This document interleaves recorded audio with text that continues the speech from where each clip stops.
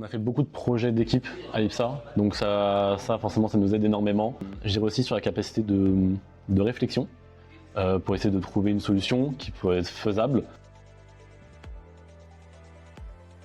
Moi je m'appelle Raphaël Klein et je suis actuellement en Aéro 5 dans la majeure système aéronautique autonome. Ce qui m'a amené, c'était le défi technique, parce que bosser 24 heures sur un problème, ça demande beaucoup de capacité mentale, surtout en groupe. Le sujet avait l'air intéressant, et donc j'y suis allé.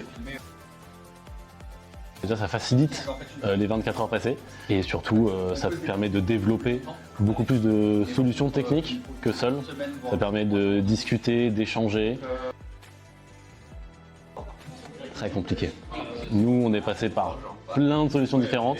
Au début, je me disais, faire une nuit blanche, ça va aller. Après, présenter pendant 8 minutes, pourquoi pas. Et en fait, non, ça va être très compliqué. Et le processus d'élaboration de notre solution, je ne m'attendais pas à ça. On a fait beaucoup de projets d'équipe à l'IPSA, donc ça forcément, ça nous aide énormément.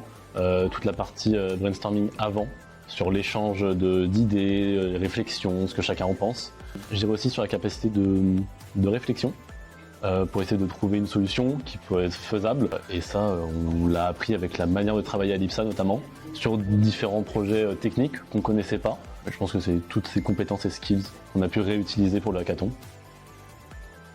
On était parti sur une constellation de satellites qui observe d'autres satellites avec des caméras optiques. Le problème, c'est qu'on se rend compte de plus en plus que là, c'est pas faisable et qu'il va falloir revoir notre solution en profondeur.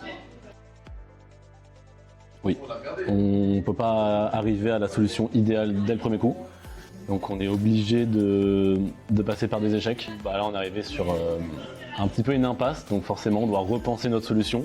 Et c'est aussi ça les défis du hackathon, d'arriver à repenser un sujet sur lequel on a travaillé pendant plusieurs heures. Oui, l'échec fait partie de la réussite pour ce défi-là. C'est toujours intéressant de travailler sur des sujets qu'on ne connaît pas pour attiser sa curiosité et y participer le plus vite possible. Alors ça va beaucoup aider à travailler en équipe, ce qui est, je pense, primordial pour plus tard, notamment dans ce secteur-là. Améliorer la communication, parce que si on ne peut pas communiquer dans l'équipe, il n'y a pas de solution qui va être créée. Et surtout de la gestion du travail.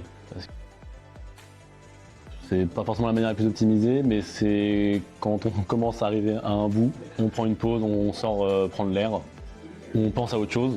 On joue, il y a un de mes amis qui a pris un jeu de société, on joue un jeu de société pendant 15-20 minutes et ça permet de libérer la pression, de penser à autre chose et de revenir au boulot avec un esprit beaucoup plus libre.